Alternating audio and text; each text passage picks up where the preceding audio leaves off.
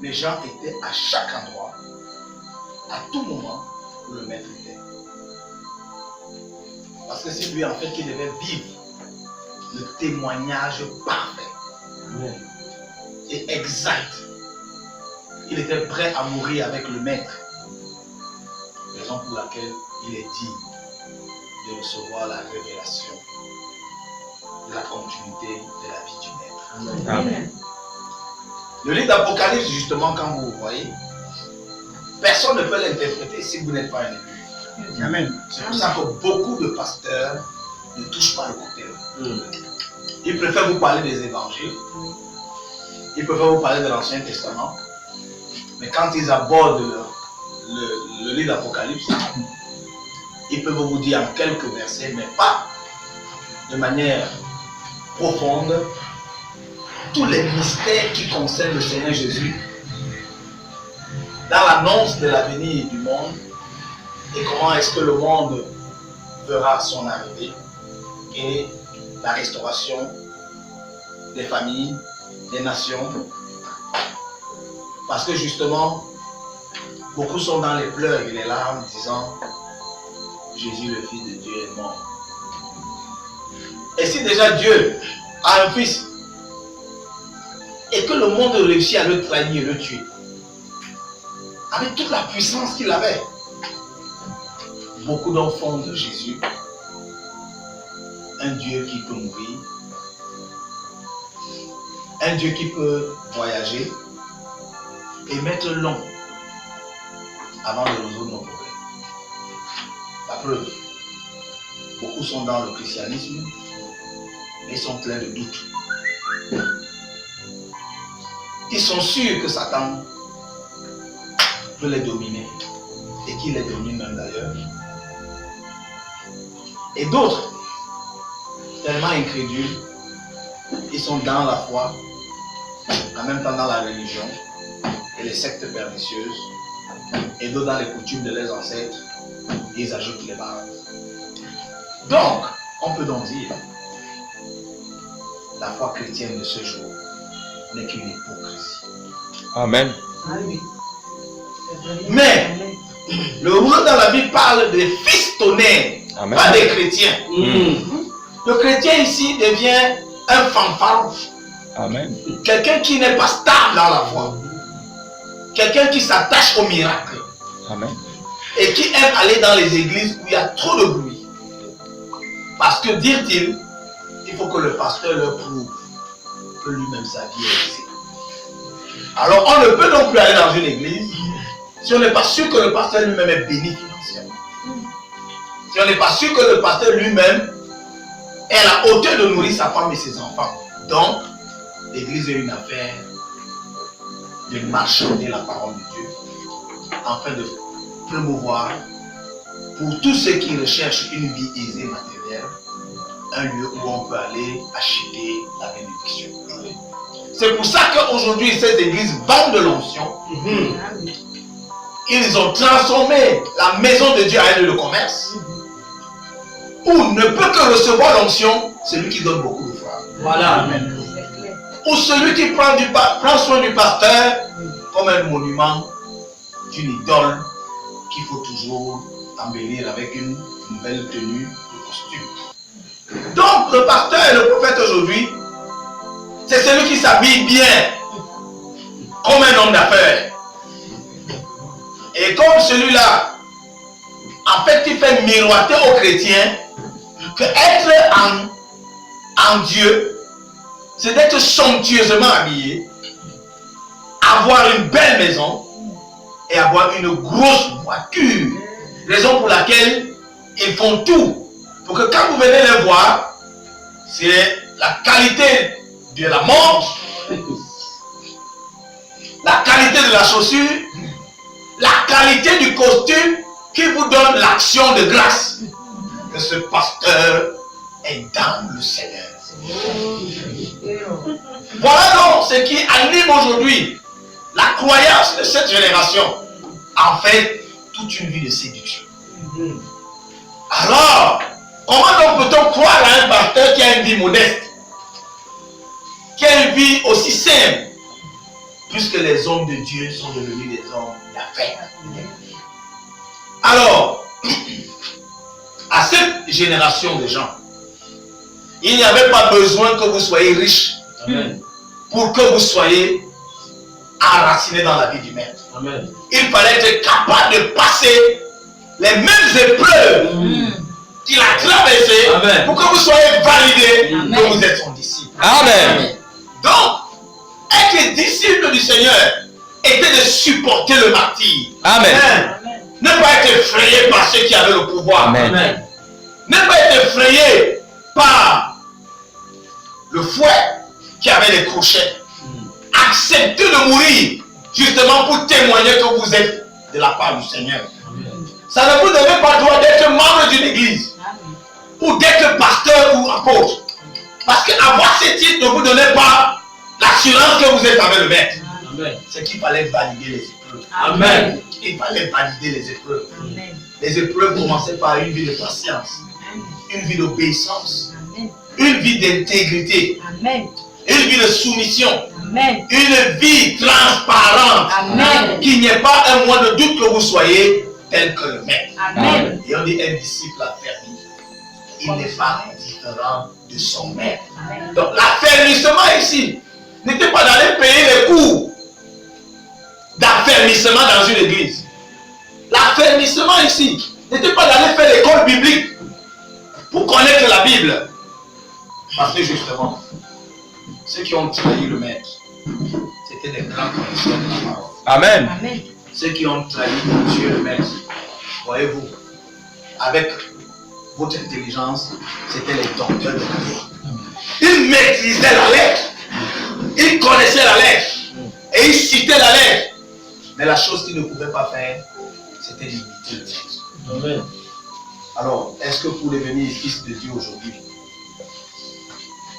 votre bagage intellectuel vous donnera-t-il le diplôme pour avoir la vie éternelle? Jamais. Est-ce que pour être aujourd'hui choisi pour entrer dans la Nouvelle Jérusalem, vous estimez que c'est parce que vous aurez fait l'étude biblique et que vous deviendrez pasteur? Ça ne vous donne pas l'accès dans cette ville. Amen. Maintenant donc, le registre des 7 tonnerres, pourquoi est-ce que les églises n'en parlent pas? Pourquoi est-ce que ces prédicateurs prêchent toute la Bible mais ne peuvent pas enseigner sur les 7 tonnerres? Justement, parce que ce rouleau les a échappés. Amen. Et que ce rouleau ne se donne pas comme on donne les beignets dans un supermarché. Les 7 tonnerres, c'était le message d'une race. Amen. Amen. Amen. Aussi une race. Et comme la race des hommes. Amen. La race des animaux. Amen. Comme vous voyez la différence entre le lion et l'agneau, entre le serpent et le bœuf, le poisson, il y avait une création. Amen. Cette création était la création royale. Amen. C'était la semence même de Dieu. Amen. Mais cette semence-là, oui, elle est venue justement à la fin de la fin des temps. Amen. Parce qu'il fallait que tous les temps présentent d'abord les autres semences. Et que les autres semences aussi manifestent leur vie. Et qu'à la fin on dise, aucune semence n'est égale à la semence du Fils de l'homme. Amen. Et Dieu te dit non. Vous avez perverti toutes les races. Mais il y a un reste. Il y a un reste. Ce petit reste-là. C'est eux qui ne peuvent pas se soumettre devant nous. C'est eux qui ne peuvent pas fléchir. Justement pourquoi l'argent ne les intéresse pas. Amen. Les plaisirs du monde ne les intéressent pas. Les bénédictions que les pasteurs de l'église ne leur plaisent pas. Ce qui les plaît, c'est la restauration de la parole. Amen. Il faut que la vérité revienne. C'est ça leur héritage. C'est-à-dire, le diable ne les séduira pas par un évangile qui amène les masses. Voilà. Un évangile tape à l'œil. Un évangile qui rend riche. Un évangile qui t'envoie en Europe. Un évangile qui te donne le mariage. Un évangile qui te donne la guérison. Mais l'évangile de devenir fils de Dieu. Amen. Par la révélation des 7 tonnerres qui sera révélée au temps de la fin. Pour montrer justement à Satan qu'il a perfectionné son message. Il a séduit le monde. Il a renversé les rois. Il a possédé l'argent. Il a possédé le corps humain. Mais il y a un seul corps. Le corps épouse de Dieu. Ce corps, il ne pourra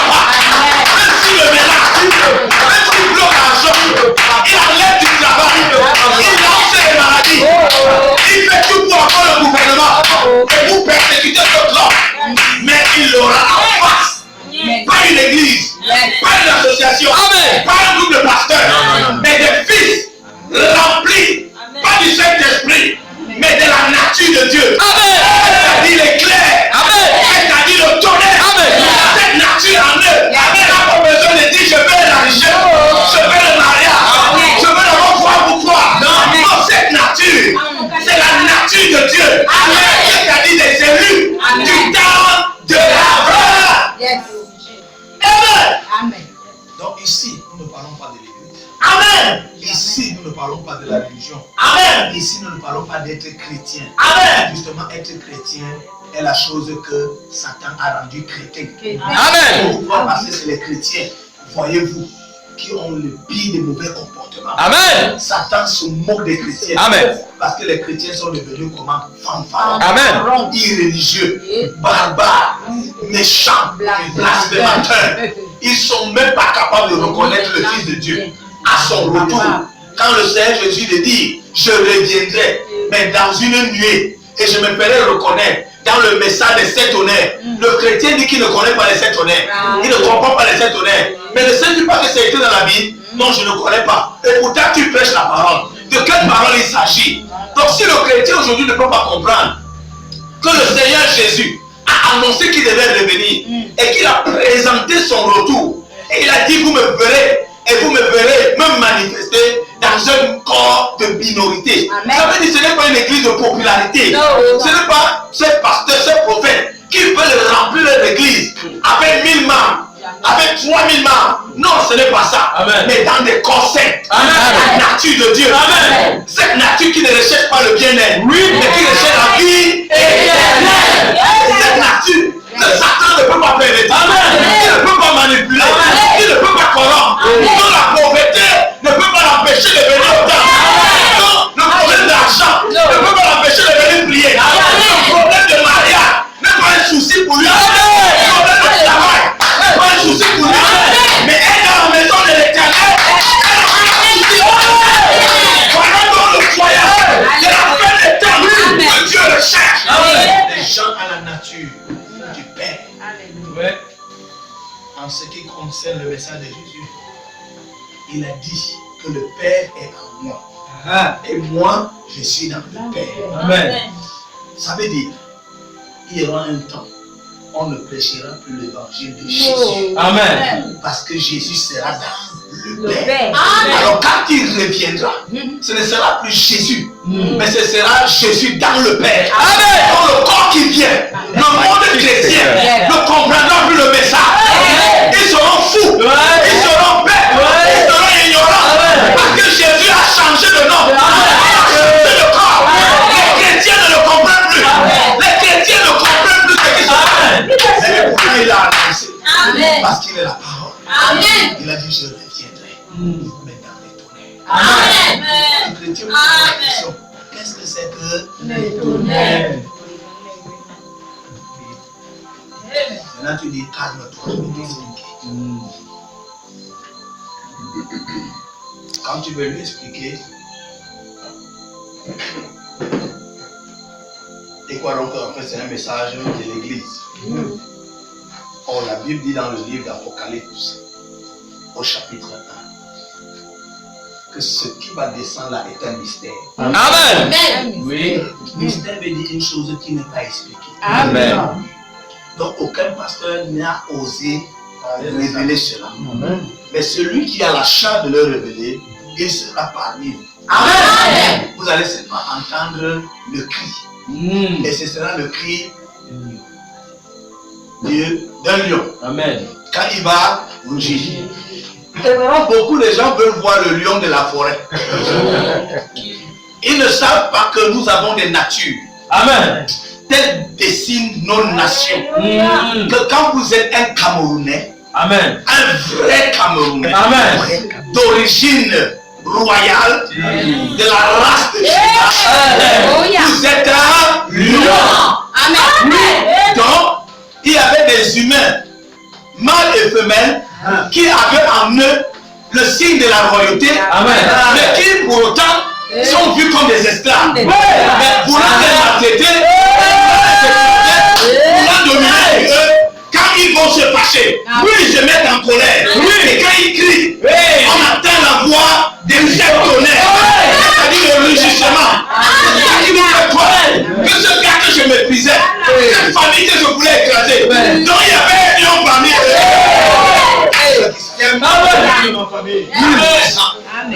Que la vie des sept tonnerres. Les gens qui ont fait la sorcellerie dans votre famille, qui ont voulu vous écraser, et que vous avez toujours baissé la tête. Vous avez baissé la tête 2 fois. Vous avez baissé la tête 3 fois. Ils ont dit, il ne répond pas. Il ne réagit pas. Il a dit, voyez, on est fort. Mais or, dans cette situation, il se recharge. Il se recharge. Il se recharge 4 fois. Il se recharge 5 fois. Il se recharge 6 fois. La 7e, vous avez.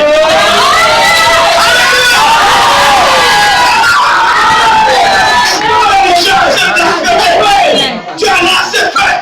Et je t'ai laissé 1 fois, 2 fois, 3 fois, 4 fois, 5 fois, 6 fois, la 7e fois. Je m'exprime. Et je fais aussi la voix. Pour aussi me défendre. Amen. La 8e fois. C'est la mort. S'il ne se répand pas, c'est la mort. S'il ne se répand pas, c'est la mort. Alors tous ceux qui vont vous menacer de cette génération, il y a un lion qui t'emmerde toi.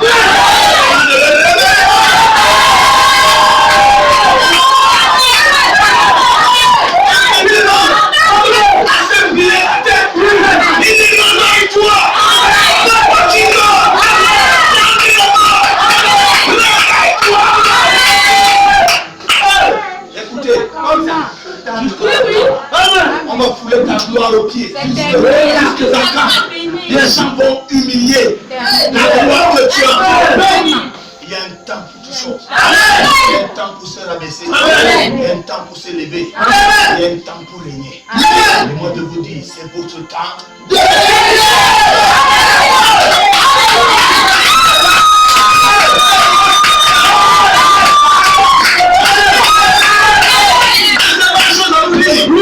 Si vous avez écouté ma voix, moi aussi j'étais frustré, j'étais rabaissé, écrasé.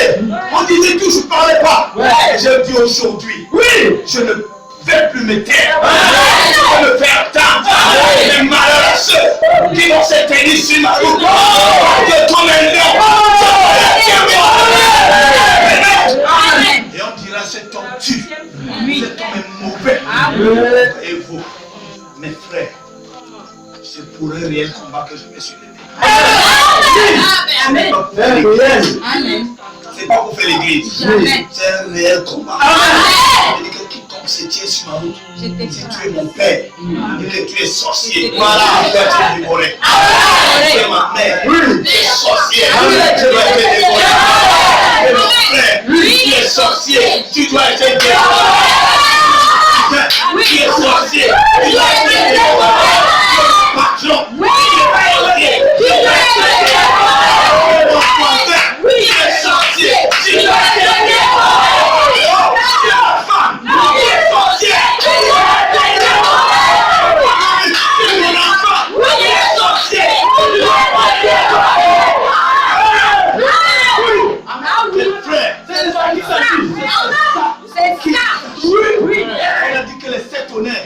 Ils ne pourront pas les toucher. Donc les 7 honnêtes ne sont pas les chrétiens. Jamais. Vous savez, si vous êtes ici et que vous dites Amen sur ce que je dis, et qu'après vous dites que ce que Jean-François dit est faux, tu es lâche. Parce que tu es ici à dire de dire Amen sur les prophéties de mon père, sachant qu'il va les accomplir. Qu'est-ce que tu penses que Dieu ne peut pas faire? Voilà, c'est d'abord sacré. Pense d'abord à une chose que tu crois qu'il ne peut pas faire. Maintenant, moi je te demande, c'est maintenant ça ton sujet de prière. C'est ce que tu crois qu'il ne peut pas faire. Oui. Il ne peut pas faire. Viens avec ça devant lui. Dis que c'est ça que je veux que tu fasses pour moi. Je demande à Dieu les petites choses comme ça. Voilà. C'est trop facile. Tu fais ton Dieu un incapable. Le risque sauter parce que tu sais que avec ces sanctuaires, mais écoute, demande à ton Dieu les choses que tu sais qu'il n'a jamais accompli. Amen. Justement, le rouleau des 7 tonnerres, le livre d'Apocalypse, c'est sur les choses que Jésus, ou alors, avait décidé de donner aux Juifs. Mais comme il n'était pas prêt à recevoir les choses du ciel, on leur a donné les choses de la terre. Laisse-moi te faire comprendre, tout ce que les Israélites, les disciples ont vécu, c'était les choses de la terre. Mais ce qu'il voulait donner aux Juifs, il n'était pas dit de les recevoir. Raison pour laquelle il les a quittés. Et il a dit, je vais me trouver notre peuple. Ce peuple que ce ne sont pas les Juifs, c'est le peuple des gentils. Gentil veut venir comme son propre nom. C'est-à-dire ceux qui seront gentils avec vous. Amen. Oh, la gentillesse, c'est de voir Dieu venir comme un suppléant. Voilà, de le prendre, l'habiller, l'amener dans ta maison et de le nourrir et de l'élever, chanter sa gloire pendant qu'il est rien. Justement, donc on te dit, beaucoup de gens ont logé des anges chez eux ne sachant pas que c'était des anges. Ça veut dire que ces anges seront des simples humains et non des anges qui viennent avec les morts, les postures, les chaussures, et tout ça, les plateaux, c'était les voleurs, les usurpateurs. Parce que le vrai amour de Dieu, il te disera. Oui, Dieu pauvre, il est féminin.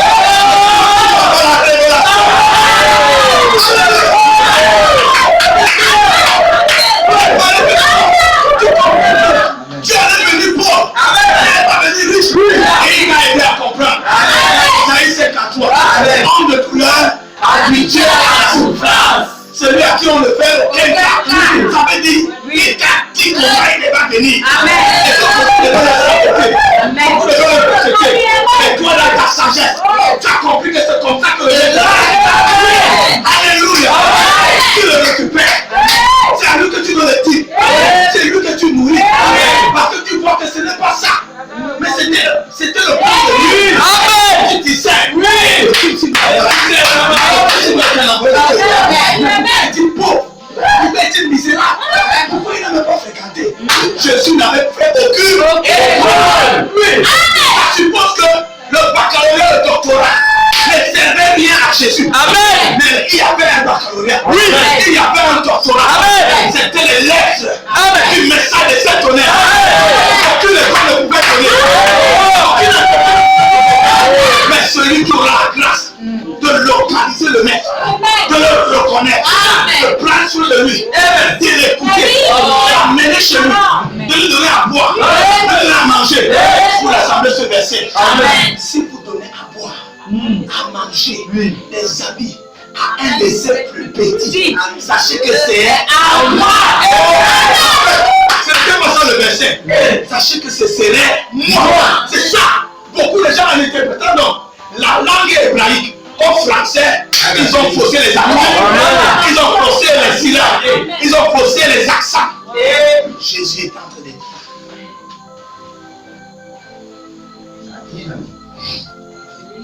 quand vous allez me voir, je serai pauvre, misérable.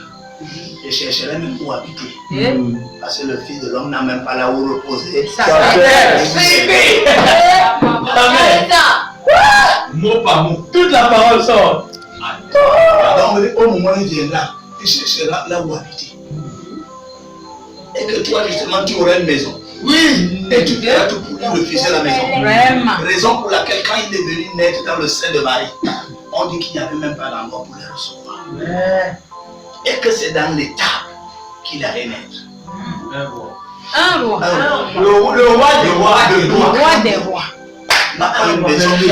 Les gens qui sont de ces générations peuvent le recevoir. Oui. Mais c'était là la clé du mystère. De comprendre la sagesse de Dieu. Amen. Et que si vous voulez avoir la grâce d'entrer dans ce futur glorieux, il fallait discerner le retour. Amen. Alors tous ces pasteurs, tous ces prophètes qui sont excessivement riches et qui montrent le paraître, ils sont dans l'onction de Lucifer. Amen. Amen. L'ange de lumière. C'est-à-dire celui qui veut trop se voir, qui veut se faire voir. C'est là où on dit large et spacieuse est la route qui mène à la perdition. Mais étroite et resserrée. C'est comme ça. Non, c'est ça. Donc tout vous a été donné. C'était à vous de prendre ce qui était rejeté dans le monde. Ce qui était mauvais et rejetable et non appréciable. C'est la chose là que vous deviez plutôt prendre. Amen. Ouais. Et quand vous avez ce discernement, vous vous détournez de tout ce qui attire. Amen. Premièrement, l'église catholique. Amen. J'en ajoute. Voilà. Anglican. Orthodoxe. Gallican. J'en ajoute EPC. Amen. J'en ajoute encore Adventiste. En plus, Pentecôtiste. Et quoi encore? Branhamiste. Tout ce qui attire et qui finit par isme. Voilà. C'est clair, monsieur. Amen.